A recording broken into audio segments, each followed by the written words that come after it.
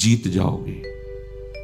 हमारे हृदय की बात समझ लो, हमारी एक बात पकड़ लेना। ये प्रभु, जब हम गंदगी नहीं छोड़ पा रहे, हमारा स्वभाव है, देखो ना, हम नहीं छोड़ पा रहे और इनसे विमुख हो जाते, ये बहुत बुरा हो गया।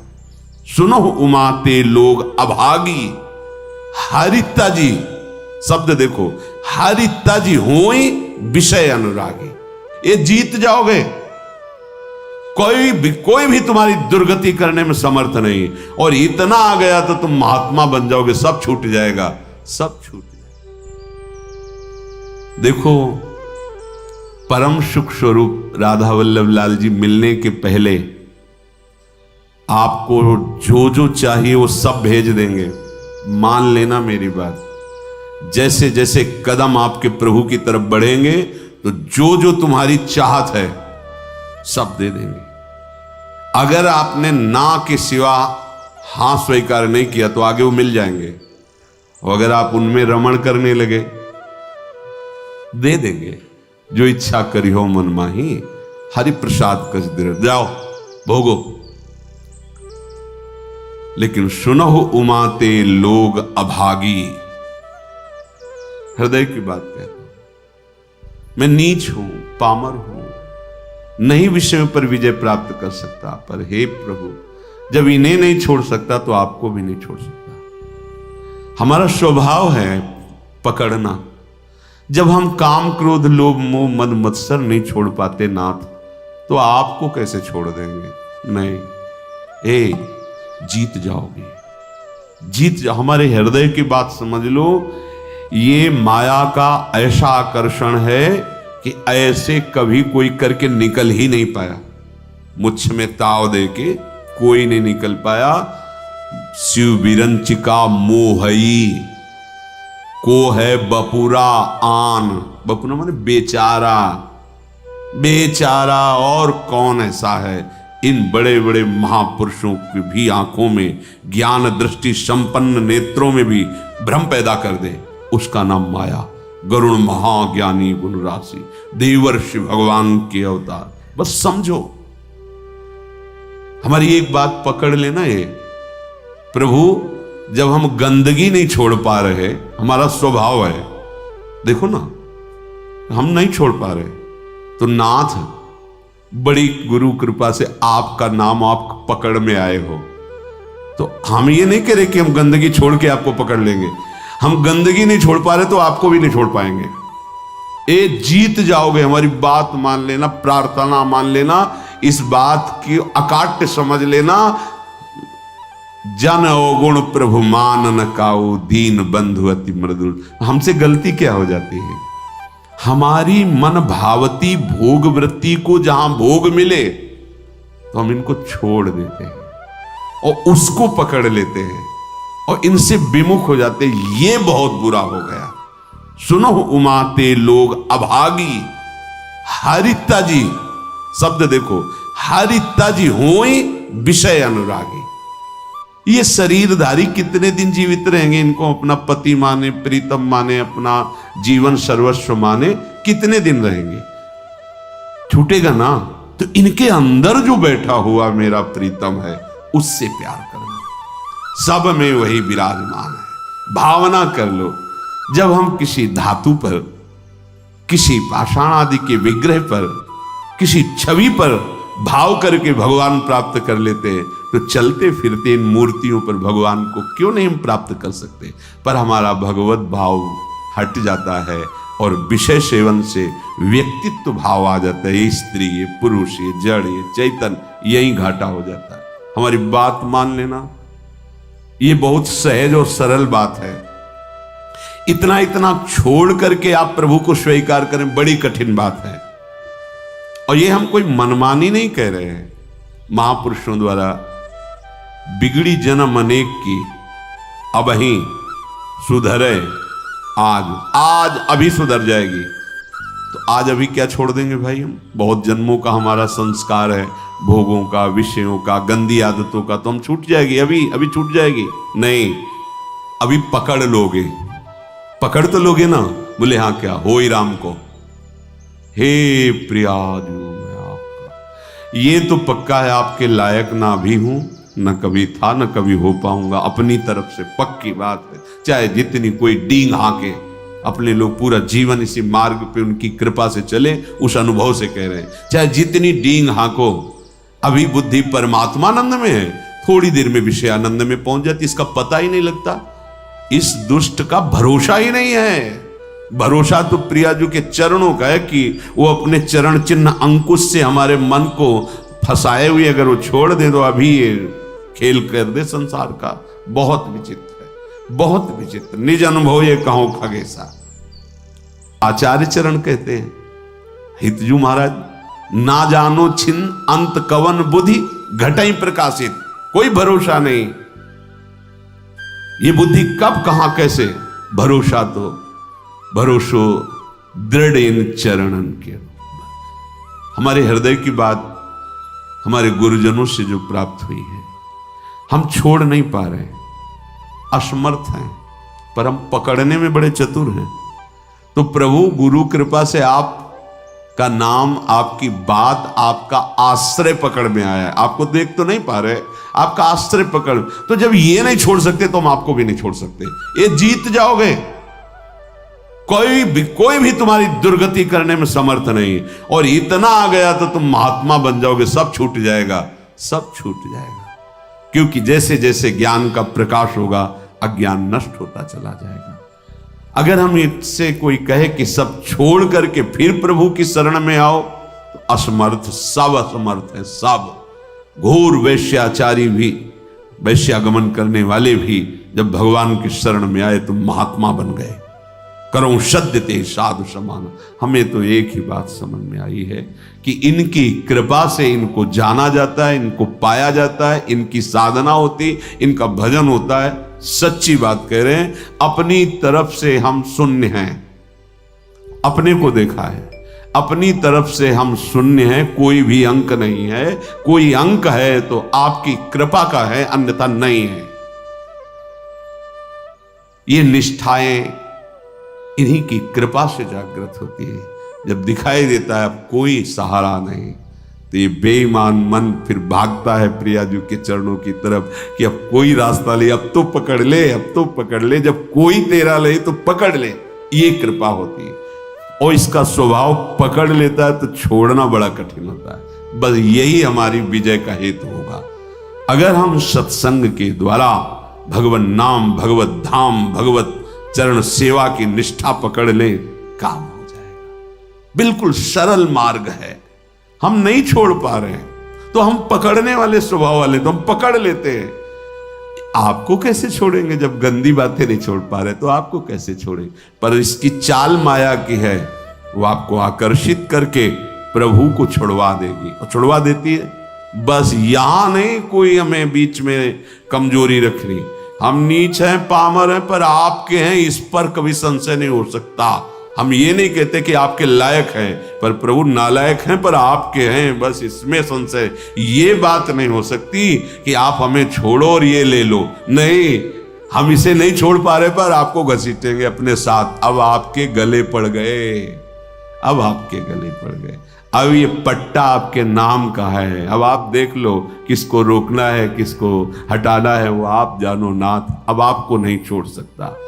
छूत दृढ़ वाधास त्वसैहास तदपि नहीं पदम यामी वृंदाटवीति। अब हम एक कदम भी धाम को नहीं छोड़ सकते, चाहे जैसी परिस्थिति। ऐसे ही हम निरंतर नहीं जप पा रहे, पर कोशिश करेंगे कि नाम हमसे न छूटे। हम प्रभु के ध्यान में नहीं, पर हमारे चित्त में बात बैठ गई कि शरणागत वात्सल्य समुद्र प्रभु, मुझे आपका भरोसा है, आपका सहारा है। ये अंदर की बात कह रहा हूं, ये आपको महात्मा बना देगी। अपने मन की बात जो प्रभु की बात से मिले वही प्रमाणित मानी जाती है। भगवान कह रहे हैं, अपिचेत सुदुराचारो भजते माम अनन्य भाग। अनन्य भाग भजन का मतलब वो निरंतर भजन नहीं कर रहा, उसने भाव कर लिया है कि अब मुझ जैसे दुराचारी पापी का एक ही भरोसा है, केवल भगवान। ये अंदर की बात समझ जाओ। इसको कहीं इसकी व्याख्या सुनने की कोशिश मत करना, क्योंकि जैसी स्थिति होती वैसी व्याख्या होती है। भगवान के वाक्यों का सर्वस्वरूप है, आप जिधर से देखोगे वो आपको अपने अनुकूल दिखाई देने लगेंगे।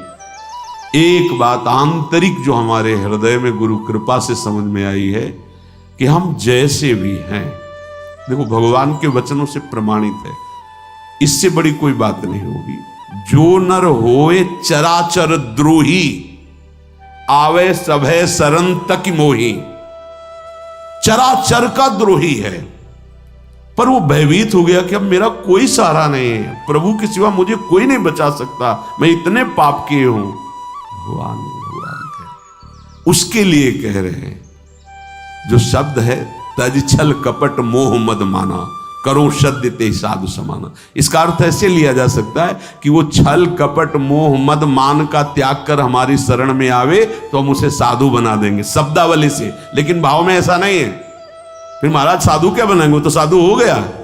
जो छल कपट मद मान इन सब का त्याग करके आपकी शरण में आया है तो आप साधु क्या बनाएंगे, तो साधु है ही, इसी को तो साधु कहते हैं। तो यहां भाव ये है कि तज, मैं त्याग कराऊंगा उसके छल कपट मद मान का त्याग कराकर, करो सद्य, जो करो शब्द है वहां यहां से लागू होगा पूरी चौपाई में।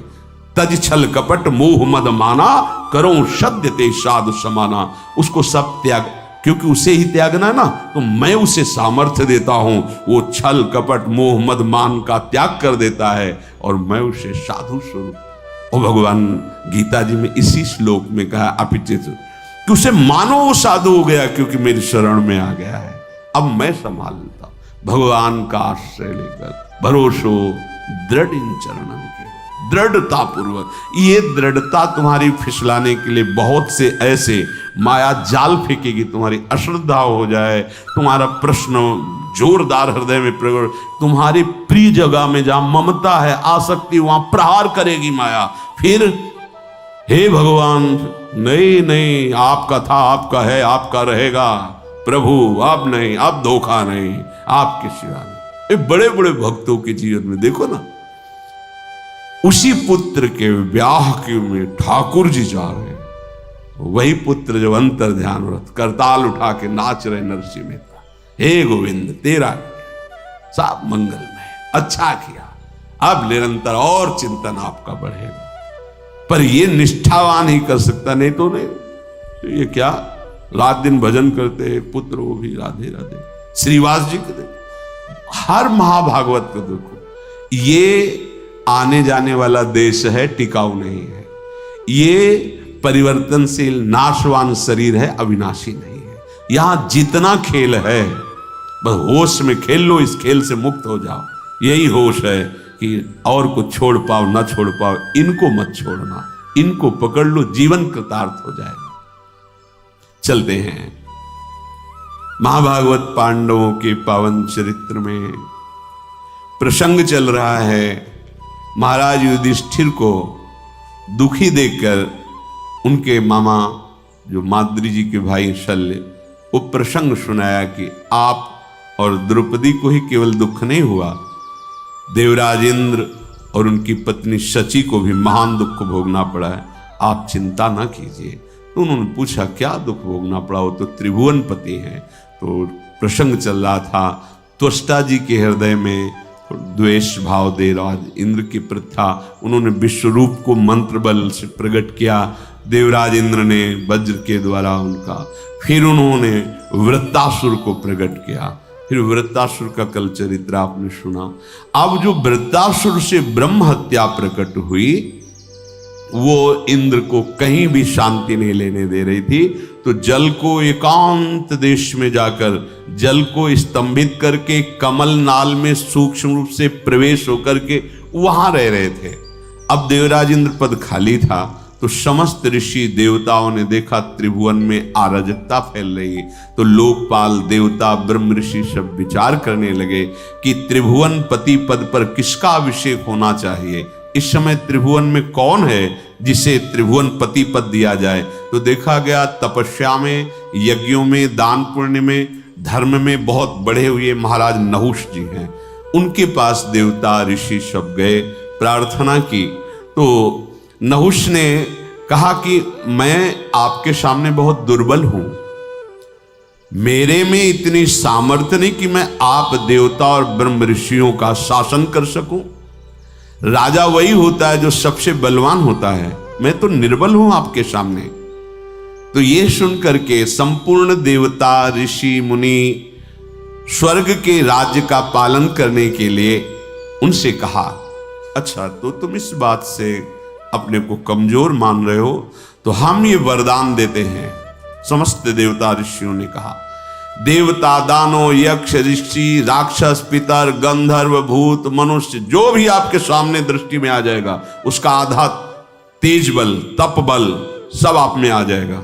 अब आपको कोई परेशानी, आप स्वर्ग में ब्रह्म ऋषियों के द्वारा आदर पाकर के त्रिभुवनपति आसन पर बैठे। धर्म को आगे रख करके राजा नहुष को अभिषिक्त किया गया, अभिषेक किया गया वेद मंत्रों द्वारा, और परम दुर्लभ देवराज इंद्र के पद पर उनको बिठाया गया। अब को नरस जन्मा जग माही प्रभुता पाहि जाहि मद नाही। कौन ऐसा है जो संसार में बड़ा पद मिल जाए और अभिमान ना आ जाए? यही रोग इनको भी लग गया। त्रिभुवनपति पद कुछ दिन तो ठीक से चला, इसके बाद मद जो है अपना प्रभाव दिखाने लगा। उनको लगा जब मैं देवराज पद का भोग कर रहा हूं तो फिर इनसे क्या। सभासदों को बुलाया, बड़े बड़े लोकपाल देवता सब उनकी सभा में बैठते हैं। कहा पूर्व इंद्र की जो महारानी सची हैं मेरी सेवा में उपस्थित किया जाए, उनको आज्ञा दिया जाए। मेरी आज्ञा है मेरी सेवा में उपस्थित हो, क्योंकि जब देवराज पद का अधिकार मुझे प्राप्त है तो उनका भी। सची देवी आज रात्रि में मेरे महल में पधारे, मेरी आज्ञा सुना दी जाए। ये जब सची देवी से प्रार्थना की गई तो बहुत घबरा गई, दुखी हो गई। पातिव्रत धर्म से युक्त है, उनका तो आश्रय भगवान बृहस्पति जी हैं। वो अपने महल से निकले और बृहस्पति जी के चरणों में जाके कहा, गुरुदेव मैं आपकी शरण में हूं, आप मेरे पातिव्रत धर्म की रक्षा कीजिए। नहुष इस समय इंद्र पद में है और उसने ऐसी आज्ञा की है, और मैं अपने प्राण वल्लभ देवराज इंद्र के सिवा किसी भी पुरुष को पुरुष रूप से कभी देखा ही नहीं, स्वीकार ही नहीं किया। मैं एक पतिव्रता हूं और भगवान आपने भी मुझे सौभाग्यवती का आशीर्वाद दिया है, तो क्या मेरा ये दुर्भाग्य होगा? प्रभु आप मेरी रक्षा कीजिए। आपकी वाणी परम सत्य होती है। हे देवगुरु, आपने आज तक जो बोला कभी मिथ्या नहीं गया। आपका पूर्वोक्त वचन की सौभाग्यवती हो, वो मेरा सुरक्षित रहना चाहिए। बृहस्पति जी बहुत विचार मग्न हो गए कि इस समय उसके सामने जो जाएगा तो उसकी सारी सामर्थ्य से आधा बल उसे प्राप्त हो जाएगा। ठीक है, मैं विचार करता हूं, तुम नहुष से डरो मत, थोड़े दिनों में ही ये नष्ट हो जाएगा। जिसकी परिस्त्री गमन की वृत्ति है वो नष्ट हो जाएगा, उसे नष्ट करना नहीं पड़ता, वो अपने कर्म से ही नष्ट हो जाता है। सची देवी कि अब समय तो बहुत थोड़ा है, कभी फिर वो आदेश कर सकता है। वो रात्रि देवी की उपासना की। रात्रि देवी उपश्रुति नाम से प्रकट हुई। सची जी ने कहा, जा इंद्र पुनः छुप गए, मुझे ले चलो, मैं स्वयं उनसे बात करूंगी। उपश्रुति देवी, ये सब खाली नहीं कि दिन रात्रि, ये सब साक्षात हैं, ये भगवत स्वरूप है। इसीलिए किसी के पाप और पुण्य का हिसाब वहां करने के लिए वकील की जरूरत नहीं होती। जिस समय तो समय उपस्थित है, रात है या दिन वो उपस्थित है, जिस दिशा में वो उपस्थित है। तुम्हारा मन स्वयं आत्मस्वरूप से प्रभु, सब वहां किसी की सलाह की जरूरत नहीं, जो कर्म उसका उसी क्षण हिसाब। उपश्रुति देवी ध्यान में देखा कि इंद्र कहां हैं, तो देखो जल को स्तंभित करते हुए कमल नाल के अंदर छुपे बैठे हैं। उपश्रुति देवी को वहां उपस्थित देखकर इंद्र प्रसन्न हुए। अब आप आ गई तो कोई न कोई उपाय तो बताएंगे ही। उन्होंने कहा, इंद्रदेव तुम्हारा कल्याण हो, इंद्राणी का दुख देख करके मैं आई हुई हूं। तुम सब पर्वत वन पृथ्वी स्वर्गलोक सबका त्याग कर यहां जल में हो, और यहां इंद्राणी की क्या दशा हो रही तुम्हें पता है, बड़ा दुख भोग रही है। तुम कमलनाल में सुरक्षित हो, पर आपको इंद्राणी को सुरक्षित करना चाहिए। देवराज इंद्र ने कहा कि इस समय मैं असमर्थ हूं। नहुष बहुत बड़ा बलवान है और वो कुचेष्टा पर उतारू है। तीनों लोगों में कोई ऐसा नहीं कि उसे सुधार सके। मैं इसमें क्या कर सकता हूं? वो पापपूर्ण विचार रख रहा है। उनका अपने आप को आप प्रकाश में लाइए, अपने तेज से आप देवताओं का जो शासन पद उसे स्वीकार कीजिए। इंद्र ने कहा, देवी इस समय पराक्रम मेरे में नहीं है, नहुष में है। देखो कितना बड़ा पद मिला, कितनी बड़ी कृपा मिली, चूक कैसे हो जाती है। इसीलिए जब तक भगवत आराधना में नहीं चित्त डूबता या भगवत आराधन संतों के शासन में नहीं रहता तो बड़े बड़े से चूक हो जाती है। इसीलिए चाहे शिव विरंची सम होई, गुरु बिनु भव निधि तरह न कोई। तुम्हें गुप्त रूप से एक कार्य करना, मैं उपाय बता देता हूं।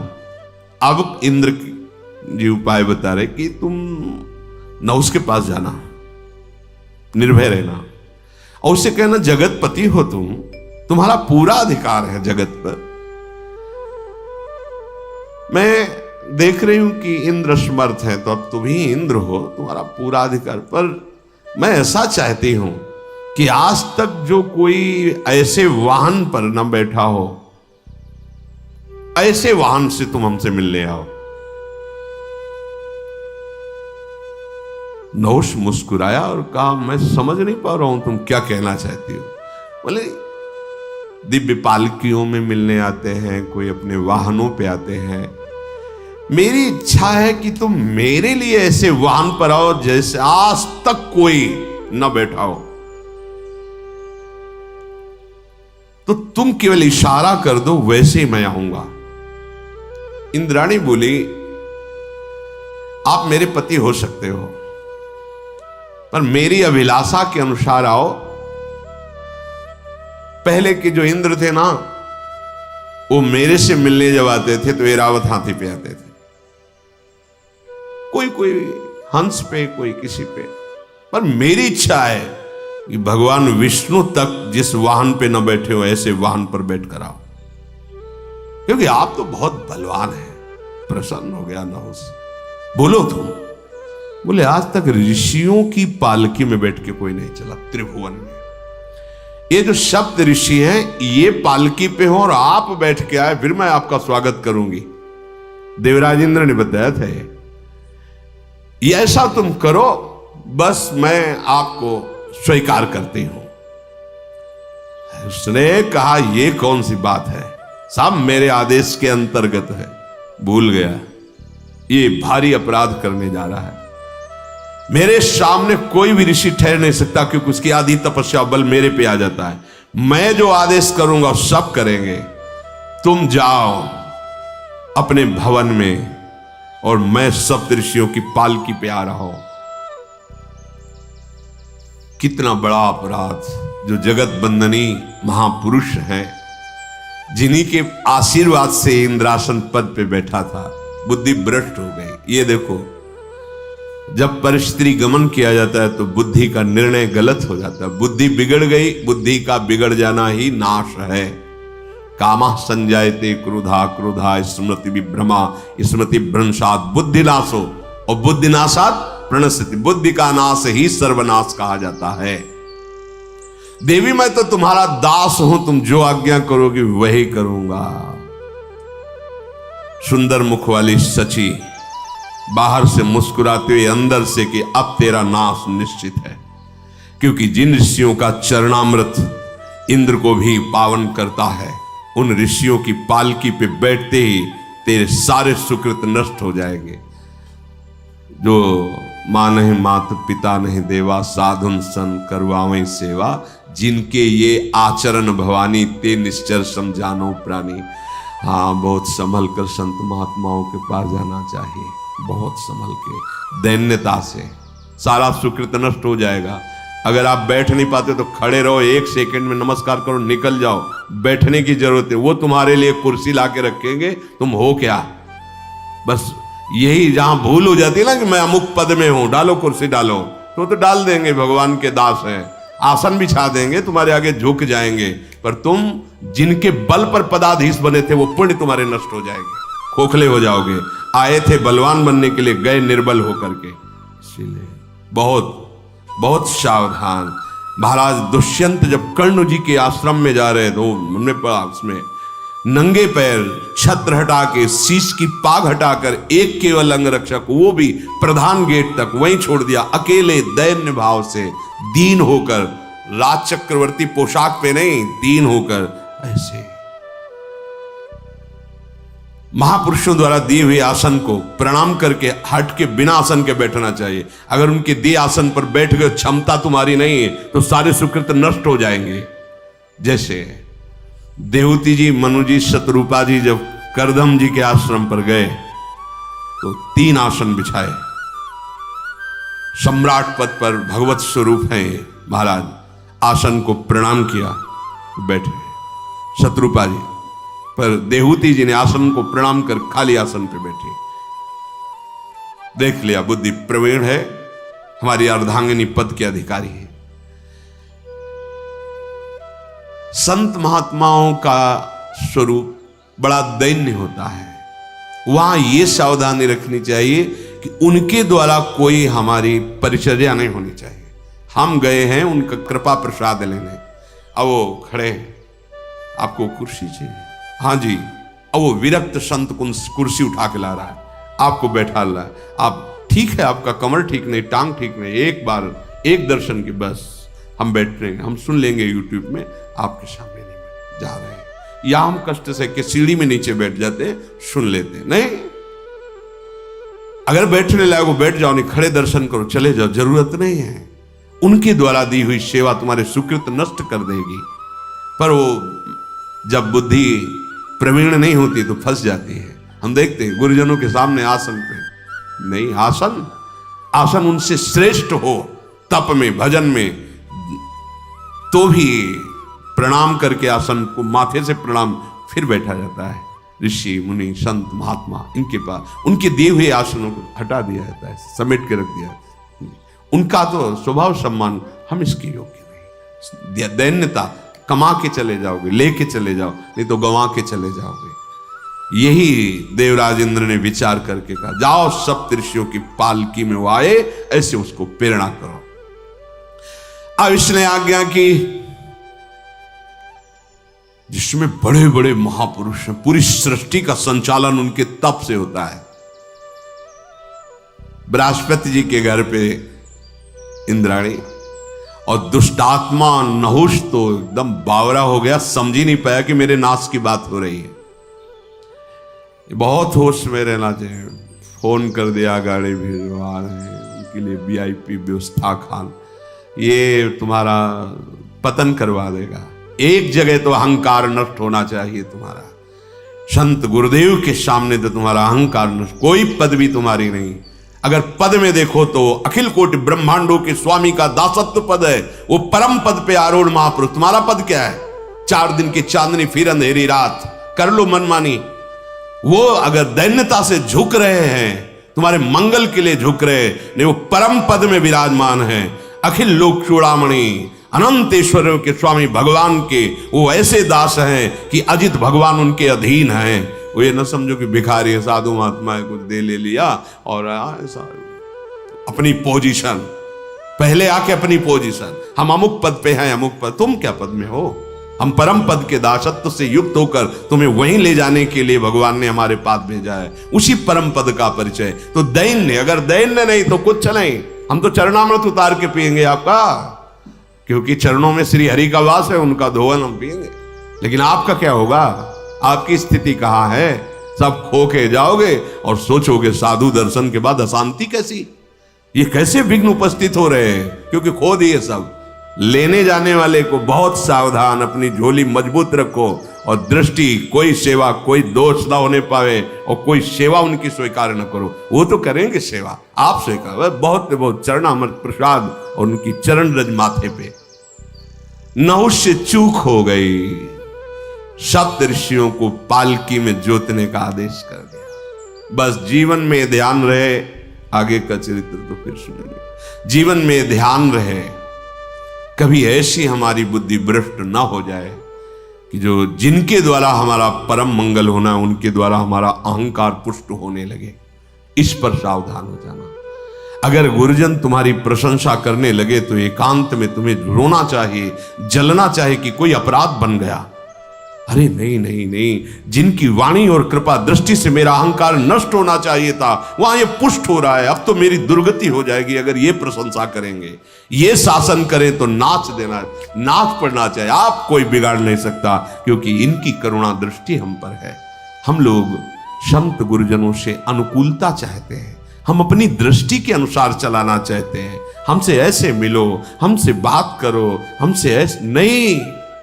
हम देखें अपने हृदय में सोचकर, दैन्य भाव से रहो। जो तुम्हारे हृदय की बात है वो तुम्हें सुनने को मिल जाएगी, वो तुम्हारी भावना की पूर्ति हो जाएगी, कामना की पूर्ति हो जाएगी। करोड़ों कल्प तरु भगवत प्रेमी महात्माओं के समान नहीं हो सकते, क्योंकि उनकी करुणा कृपा भगवान से मिलाती है। कल्प तरु तो लौकिक विषयों को देता है, केवल भाव शुद्ध